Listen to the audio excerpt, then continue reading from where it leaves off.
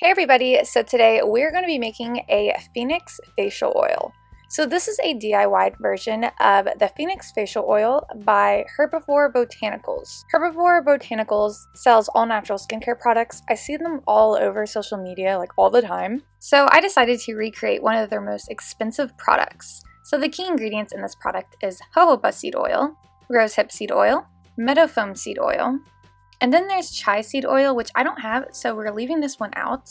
And then CoQ10, which is one of the key ingredients. Then we have a sea buckthorn oil. I only have sea buckthorn berry oil, but that's okay, it works too. Vitamin E oil, rose absolute, and neroli essential oil, which I don't have either of those ingredients either. But this recipe will still work out because CoQ10 is the key ingredient in the serum. So this serum goes for $88 and you're getting 1.7 ounces of serum with this product. So it really is a costly product. But like I said, I will show you guys how to make your very own today. So here's the formula for our DIY Phoenix facial oil, all broken up into percents. So if you guys would like, you can screenshot this recipe and refer back to it whenever you want to make it. I also have a blog with this recipe all written out along with directions, so you can check out the blog over on my Patreon. I'll link my Patreon down below, and you're even able to download this formula and print it out. That way you have it whenever you want to make it. So if you don't know how to transfer a formula in percents to a weighed out recipe, I will also link that video down below so you guys can figure out exactly how to do that. And now it's time to get started. Begin with a digital scale that weighs to 0.01 grams, and you want a heat-safe container. I'm using this 50 milliliter glass beaker to weigh everything in. So first we're going to be using jojoba oil. Jojoba oil is a very light oil and it closely resembles our skin sebum. It's deeply hydrating, it's full of nourishing vitamins, and it helps soothe and soften the skin. And this is our main oil we're going to be using, so I'm adding in 6.3 grams of the jojoba oil. Next is rosehip seed oil. So rosehip seed oil is full of antioxidants. It helps boost collagen formation, it can help reduce inflammation, and it can help reduce scars and fine lines. It's a great anti-aging carrier oil. And we're going to be using 3 grams of the rosehip seed oil. Next up is meadow foam seed oil. Meadow foam seed oil is a lot like jojoba oil. It resembles our skin sebum just like jojoba oil does. It helps form a barrier on the skin to lock in moisture just like jojoba oil. It absorbs quickly and is very hydrating. And it's nourishing and full of antioxidants. So we're going to be adding in 5.2 grams of the meadow foam seed oil.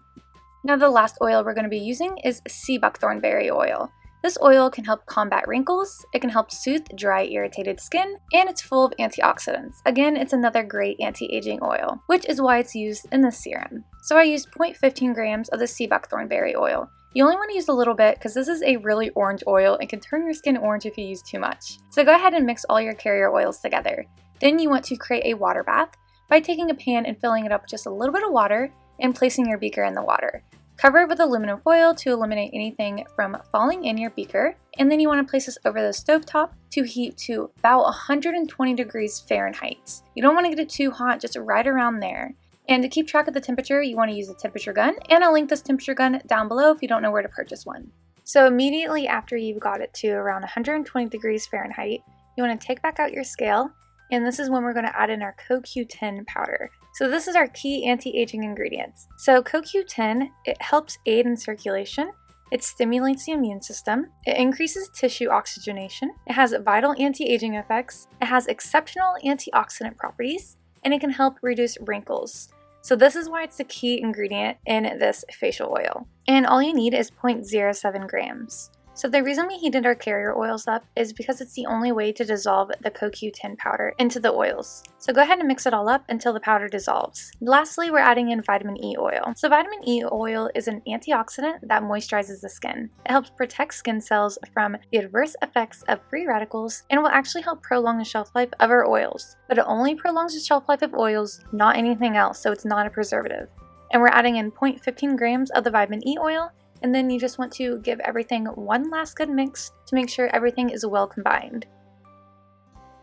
Lastly, you want to grab some kind of container. I'm using this 1/2 ounce glass dropper bottle. I'll link down below where I purchased mine. I purchased mine in bulk, but I'll also link to some I found on Amazon so you can buy just a couple of them instead of like hundreds of them. But anyways, this is how the facial oil looks once it's all bottled up. It's this nice orange color, just like the Phoenix facial oil by Herbivore Botanicals. And then I made my own little custom label and I cut it into a diamond shape just like Herbivore's Phoenix label. And I'll link down below in my description box how to make your own DIY labels and how to waterproof them so you can make your own labels for your products too. So to use this oil, all you need is about 2 to 3 drops. A little bit goes a long way. You want to use it after you cleanse your face, and you may or may not need a moisturizer. This definitely is way moisturizing enough for me. But if you want to put a moisturizer on top of this as well, you totally can, but I don't find any need. Before this video comes to an end, I want to give a special shout out to herbalist Tracy, who owns Essence of Nature over on Etsy. She sells all kinds of natural homemade skincare products, and they're all really unique. She has some products I haven't seen anywhere else, so go over there and check out her shop. She has so many great things, great customer service, and I'll have a review for her products coming very soon. Next up is Musical Mood Ring, who owns Stardust Bath & Body. She doesn't have her website up yet, but you can totally go over to her Instagram and follow her over there and see what products that'll be coming very soon. But head on over to her website, Stardust Bath & Body, put in your email address, that way you can be notified right when her website goes live. And last but not least is Nature's Farm Girl. The owner of the shop is so sweet, and her and I chit chat all the time, so definitely go over there and check out her website and show her some love. She has so many different products over there, and I'm sure you'll find something you love. So if you want to be mentioned on my channel, then hop on over to my Patreon and subscribe to my shout out tier. Not every single tier will get you a shout out, but I do appreciate any support that I get over on my Patreon. But if you're looking for a shout out and an opportunity to have a link in my description box, make sure you are part of the shout out tier. Thank you all so much for your support over on my Patreon. It means so much. So I do hope you guys enjoyed this recipe. Let me know if you're going to be trying it out, and let me know if you've ever tried Herbivore Botanicals products. I'd love to know how they are. I've never tried them before. So I hope you guys have a great week, and hope to see you guys next time. Bye! I'm stuck in the motions. I've been consumed by the wrath of time.